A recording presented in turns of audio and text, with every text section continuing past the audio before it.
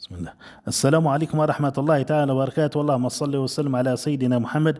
إخواني الأكارم، مرحبا بكم في هذا الفيديو الجديد، حيث صرح اليوم مستشار وزير الصناعة السيد أحمد زايد سالم أنه في 73 طلب مسجل على المنصة الرقمية، وحيث تم منح 35 رخصة مسبقة، وفيه أيضا 11 ملف قيد الدراسة من أجل منحهم الاعتماد النهائي خلال أسبوع أو أسبوعين، وذلك من أجل استيراد السيارات الجديدة. وفي الأخير إخواني، إن شاء الله في الأسبوع القادم سنعلمكم عن أسماء هؤلاء الوكلاء الجدد وعن العلامات التي سيتم استيرادها.